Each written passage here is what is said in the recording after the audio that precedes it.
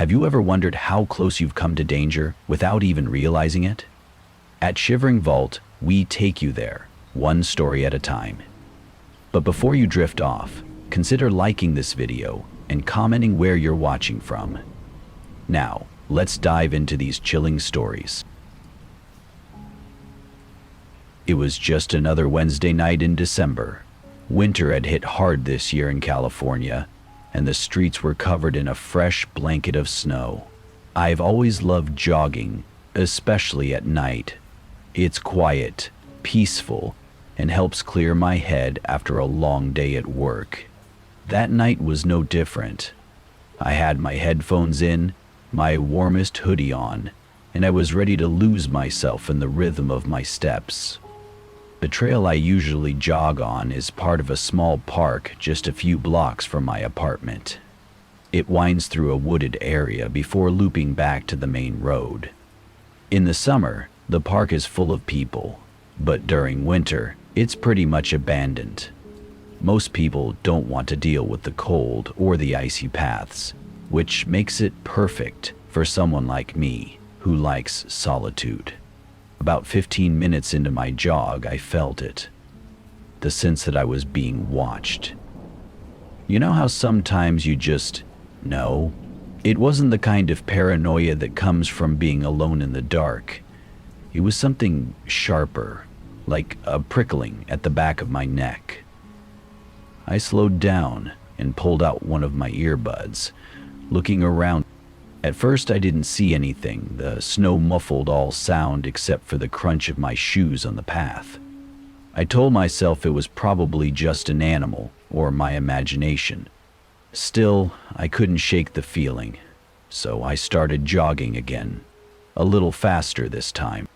That's when I saw him. He was standing off the path, about 20 feet away, partially hidden by a tree. At first, I thought it was just a trick of the light. The trail had those old-fashioned lampposts, and the snow made the shadows look weird. But no, it was definitely a person. He wasn't moving, just standing there, staring at me. I slowed down again, unsure of what to do. He was wearing a dark coat, and I couldn't make out his face, but I could feel his eyes on me. My heart started pounding, not from the jog, but from something else. Fear. "Hey," I called out, trying to keep my voice steady. "You okay?" No response. I don't know why I even bothered to ask. I mean, what kind of normal person just stands in the snow at night, watching strangers jog by? I should have turned around and left right then, but I didn't want to seem scared. Instead, I put my earbuds back in and kept jogging, pretending I hadn't seen him.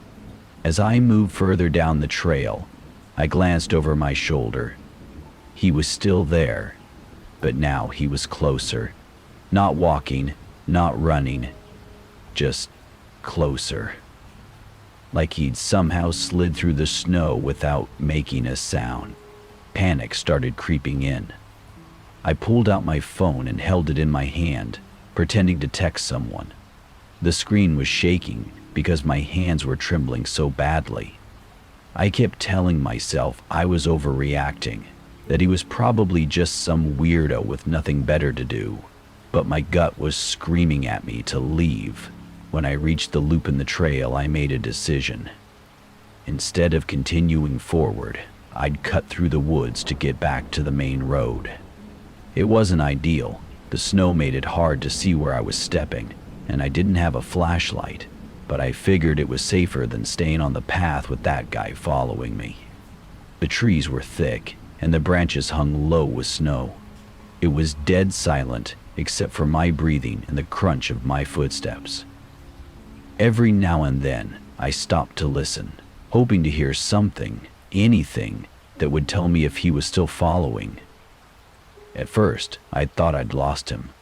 Then I heard it. Crunch. It was faint, but unmistakable. Someone was walking behind me, slow and deliberate, trying not to make noise. My heart felt like it was going to explode. I wanted to run, but the snow was too deep, and I was afraid I'd trip. "Who's there?" I shouted, my voice cracking. No answer. I turned around, holding up my phone like it was some kind of weapon. The light from the screen wasn't much, but it was enough to see him standing just a few feet away. He wasn't wearing a coat like I thought. It was a hooded sweatshirt, and it was soaked through, like he'd been out in the snow for hours. His face was pale, and his eyes, God, his eyes, were wide open, like he hadn't blinked in ages. I didn't wait. I bolted. The branches tore at my clothes as I stumbled through the trees, slipping and sliding on the snow. I could hear him behind me, his footsteps getting faster, heavier. My lungs were burning, and my legs felt like they were going to give out, but I didn't stop. I broke through the trees and onto the main road, thinking I was safe. I could see the streetlights, the empty parking lot where I'd parked my car. Relief flooded through me, but it was short-lived. I heard him running now, full sprint, and before I could react, he tackled me to the ground. I hit the ground hard, the wind knocked out of me. The icy pavement bit into my back through my jacket, but I barely noticed. My mind was racing. My body struggled to process what was happening. I tried to scream, but his weight pinned me down, and all that came out was a choked gasp. His hands were freezing, rough as they gripped my shoulders and shoved me harder into the ground. "Stop! Get off me!" I shouted, finally finding my voice. He didn't say anything, not a word. He just stared down at me, his face barely visible under the shadow of his hood.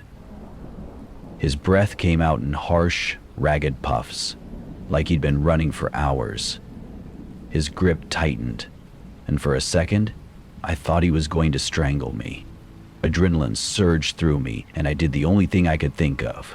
I kicked as hard as I could. My knee connected with his side, and he let out a grunt of pain. It was enough to make him loosen his grip, and I wriggled free, scrambling to my feet. I didn't look back. I didn't want to see if he was coming after me again. My only thought was to get to my car. The parking lot was only a few yards away, but it felt like miles. My legs were trembling, and every step felt like I was moving through quicksand. When I finally reached my car, I fumbled with my keys, my hand shaking so badly I almost dropped them. I unlocked the door and threw myself inside, slamming it shut behind me. My fingers were numb as I locked all the doors and started the engine. The headlights cut through the darkness, illuminating the empty lot, and him. He was standing at the edge of the woods, just staring at me. His hood was down now, and I could see his face clearly for the first time. His skin was pale, almost gray, and his eyes were bloodshot, like he hadn't slept in days. He wasn't breathing heavily anymore, just standing there, motionless. I didn't wait to see what he'd do next. I floored it, the tires spinning for a moment before they caught traction on the icy pavement. As I sped out of the lot and onto the road, I kept glancing in the rearview mirror, expecting to see him chasing after me. But he didn't move. He just stood there, watching, until I turned a corner and he disappeared from view. The drive home was a blur. I don't remember stopping at lights or even pulling into my driveway. When I finally got inside, I locked every door and window, drawing the curtains even though no one could see inside. I sat on the floor in my living room, still shaking, trying to process what had just happened. I didn't call the police. I couldn't explain why, but it felt pointless. What would I even say? Some guy chased me in the park? They'd probably write it off as a misunderstanding or tell me I shouldn't jog at night. For the next few days, I didn't leave my apartment. I kept expecting to see him again, to hear a knock at the door or find him waiting outside my window. But nothing happened. It was like He disappeared. I haven't been back to that trail since. I don't jog anymore. I can't. The thought of being alone on that trail, with nothing but the sound of my footsteps and the cold wind in my ears, makes my skin crawl.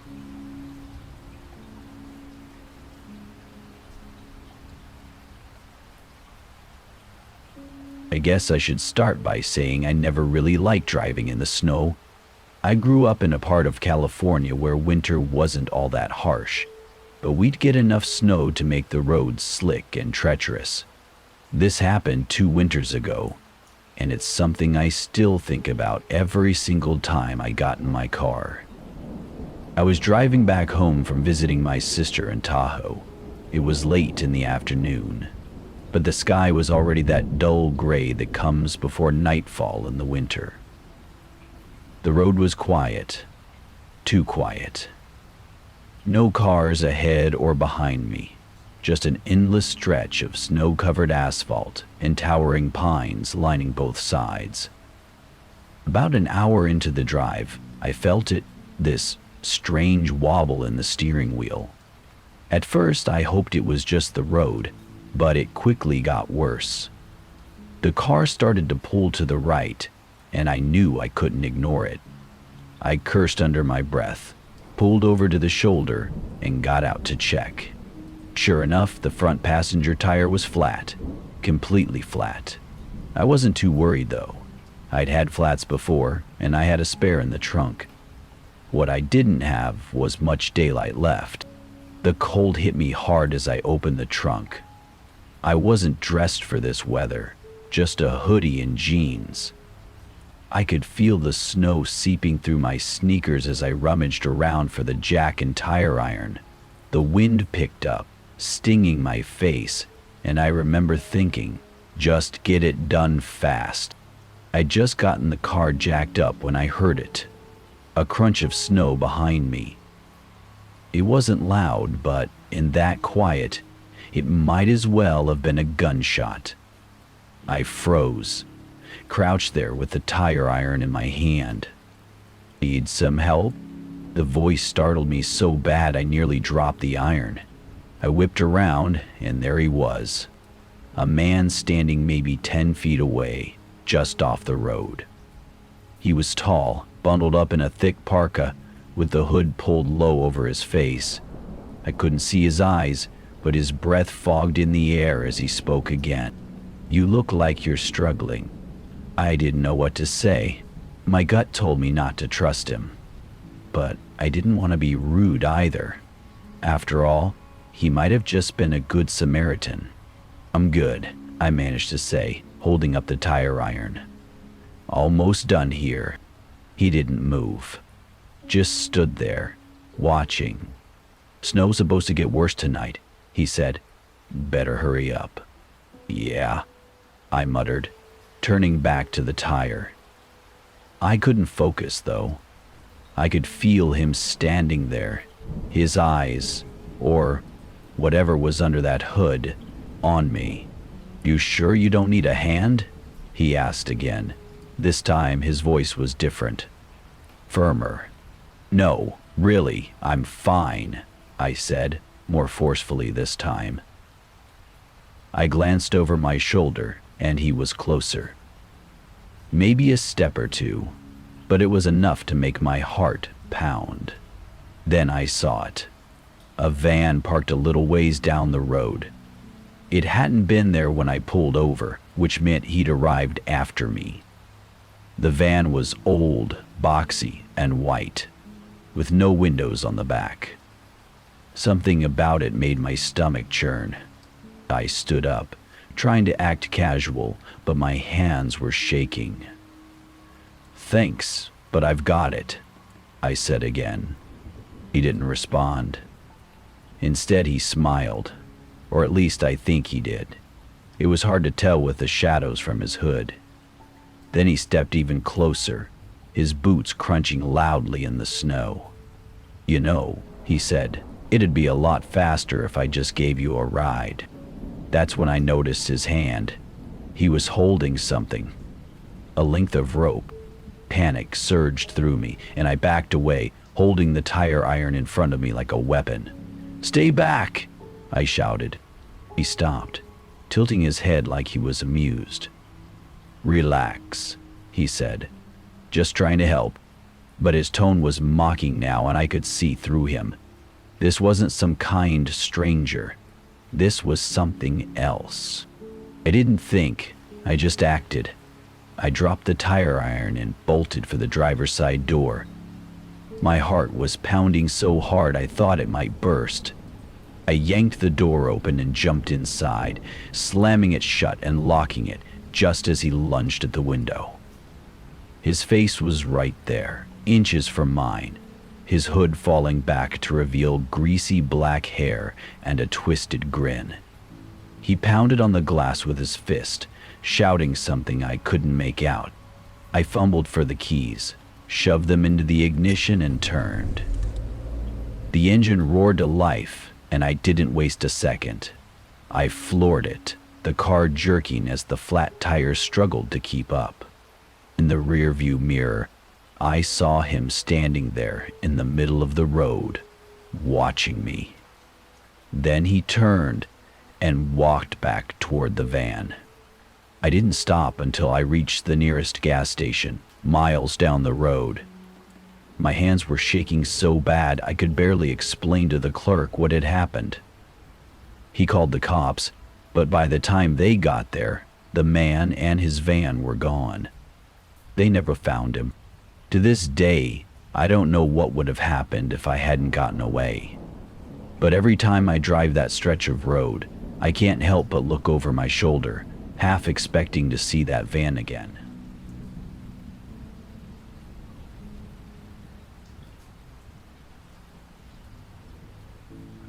I never thought I'd find myself in a situation like this. My name's Eric, and I'm just a regular guy trying to get through life. I'm not some tough guy or anything. I work at a diner in California, and my shifts are mostly in the evening. Nothing crazy ever happens to me, or at least that's what I used to think. It was the middle of winter, and if you've been in California during winter, you know it's not like the Midwest or the East Coast, but it still gets cold. The kind of cold that creeps into your bones, especially when you're tired. That night, my shift had ended later than usual because we got hit with a rush of customers right before closing. By the time I cleaned up and clocked out, it was almost midnight. I was tired, hungry, and just wanted to go home. My apartment isn't far from the diner, but it's far enough that walking wasn't an option, especially not in the cold. So I headed to the nearest bus stop, which was just a block away. The streets were practically deserted, and I only saw a couple of cars pass by as I walked. The bus stop was one of those open ones with just a bench and a small roof overhead. The street light near it flickered a little, and there was an ad for some local gym peeling off the side of the shelter. I sat down, wrapped my coat tighter around me, and checked my phone. The next bus wasn't coming for another 15 minutes. At first it was just quiet, which I didn't mind. I liked the peace after dealing with customers all day.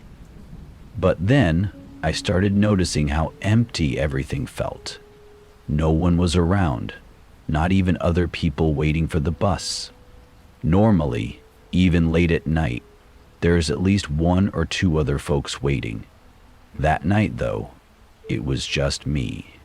The longer I sat there, the more I started to feel uneasy. I don't know why, but something about the silence just felt wrong.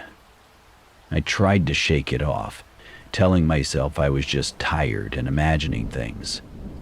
I pulled out my earbuds to listen to some music, hoping it'd make the time pass faster. I'd only gotten through half a song when I noticed movement out of the corner of my eye. At first I thought it was a shadow, or maybe just my tired brain playing tricks on me. But then I turned my head and saw a man walking down the sidewalk toward the bus stop. He was tall, wearing a big coat, and had a beanie pulled low over his head. His face was hard to see because the streetlight wasn't the best, but I could tell he wasn't in a rush. He walked slowly, almost like he was taking his time. I tried not to stare. I mean, it's a public bus stop, and people use it all the time. There's no rule that says I get to be the only one there. But something about him just felt off. He got closer, and I noticed he was looking right at me. Not in a casual way either, but in a way that made my skin crawl. His eyes didn't look away when I glanced at him, and his expression didn't change. It wasn't a friendly look, or even a neutral one. It was like he was sizing me up. I told myself not to panic. He could have just been cold or tired, or any number of things. I looked back at my phone, pretending I hadn't noticed him. But I couldn't focus on the screen. All I could think about was how close he was getting. When he finally reached the bus stop, he didn't stand or lean on the shelter like most people do. No, he sat down, right next to me. The bench was plenty big, and there was no reason for him to sit so close. But he did. I could feel the weight of his body shift the bench, and my heart started pounding.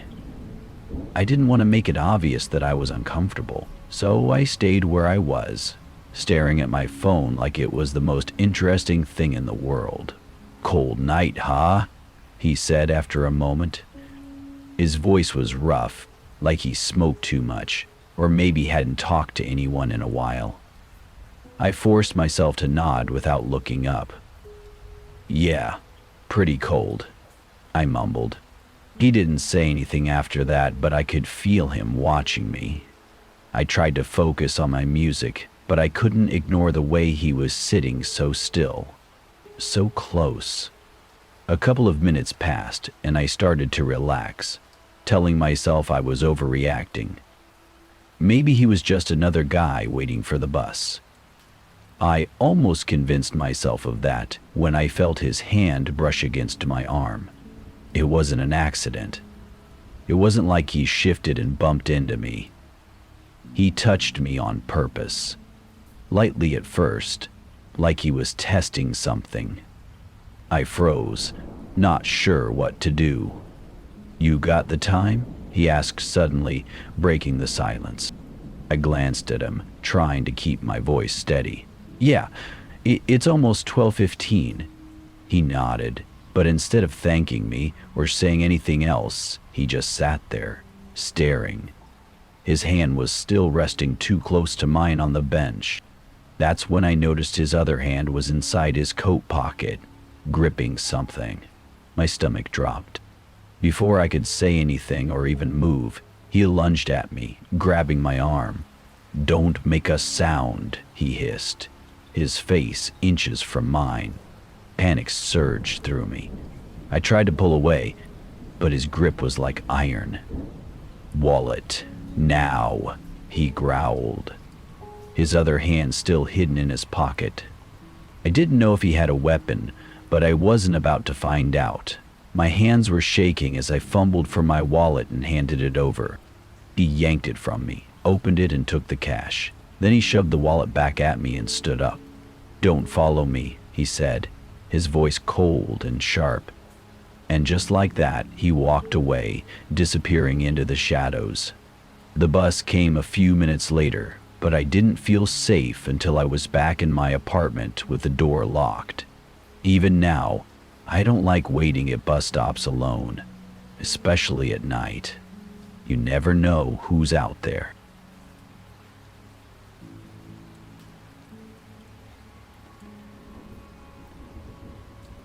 It happened 2 winters ago in California. It started on one of those cold, clear nights. The kind where the air hurts your face, but you can still smell the pine trees in the breeze. My dog Max, a hyper little terrier mix, was pacing back and forth in the living room. He had been whining non-stop since dinner, scratching at the door, and staring at me like he was about to explode. I wasn't in the mood to go out. It was already past 11 and I had work early the next day. But Max wouldn't give up, and I figured if I didn't take him out for a quick walk, I wouldn't get any sleep. So I grabbed his leash, threw on my coat, and headed out into the biting cold. The neighborhood was eerily quiet. I live in a suburban area with lots of cul-de-sacs and streets that dead-end into woods. Most people were already asleep, their Christmas lights glowing faintly in the dark. Max, of course, was thrilled to be outside, tugging at the leash as we walked down the block. We headed toward a small park about 10 minutes from my house. It's not much, just a grassy area with a few benches, and a path that loops around a patch of trees. I don't usually go there at night, but Max seemed extra restless, so I figured the longer walk would tire him out. As we approached the park, I noticed how empty it felt. No cars driving by, no other dog walkers, not even the usual rustling of animals in the bushes. Just the sound of Max's nails clicking on the pavement and my own footsteps crunching on patches of frost. We entered the park and I let Max lead the way. He kept sniffing around, pulling me toward the trees at the edge of the path. I wasn't thrilled about going into the darker areas, but he seemed determined, so I followed. That's when I saw the first sign something was off. There were footprints in the frost-covered grass, leading from the path into the trees. They were fresh. Too fresh. I hadn't seen or heard anyone else, and these weren't the kind of prints you'd expect from a jogger or another dog walker. They were wide, heavy, and spaced far apart, like whoever made them had been running. Max started barking, his little body stiffening as he stared into the trees. I tugged on his leash, trying to pull him back toward the path, but he wouldn't budge. His bark turned into a low growl, the kind I'd never heard from him before. I stood there, heart racing, trying to figure out what to do. The longer I stared at those footprints, the more uneasy I felt. They disappeared into the shadows, and even though I couldn't see or hear anything, I couldn't shake the feeling that someone was out there, watching us.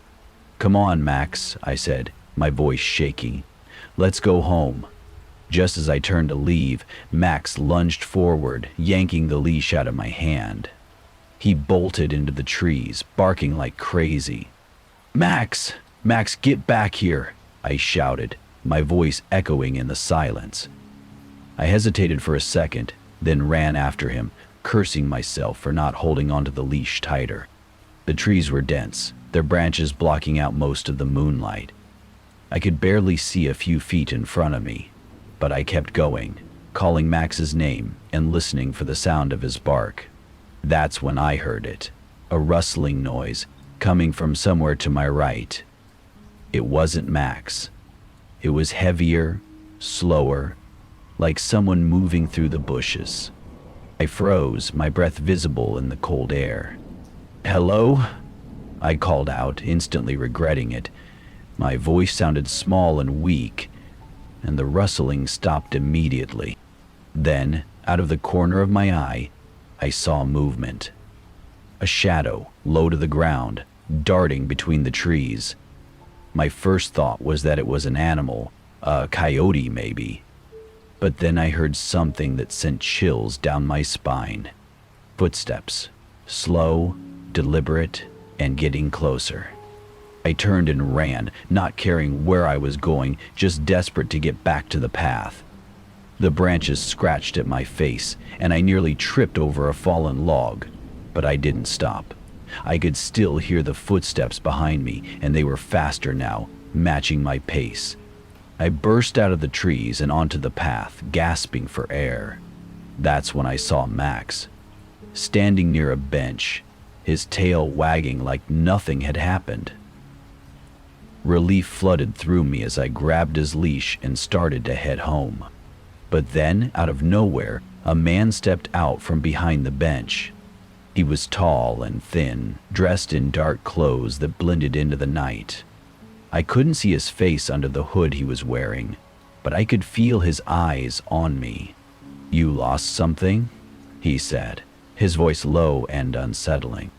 I didn't answer. I just tightened my grip on Max's leash and started walking away as quickly as I could. Before I could get far, I felt a sudden, sharp tug on the leash. I turned around to see the man holding onto it, his hand wrapped tightly around the leather. "Hey, let go!" I shouted, trying to pull it away. But he was strong. Stronger than I expected. He didn't say anything, just kept pulling, his grip getting tighter. I could feel the panic rising in my chest as I struggled to hold on to Max, who was barking and snapping at the man's legs. Somehow I managed to yank the leash free and took off running, Max at my side. I didn't stop until I was back on my street, my lungs burning and my legs shaking. When I finally looked back, the man was gone. I don't know who he was or what he wanted, but I've never been so scared in my life. I haven't been back to that park since, and I never walk Max at night anymore. Sometimes I wonder what would have happened if I hadn't gotten away, but I try not to think about it too much. Winter nights aren't the same for me now. They're colder, darker, and filled with memories I wish I could forget. That's it for today's tale from Shivering Vault. If you have a story worth sharing, drop it in the comments or send it our way. Don't forget to subscribe and share with your fellow thrill seekers. As always, the Shivering Vault thanks you for unlocking today's tale. Until next time, the vault awaits your return.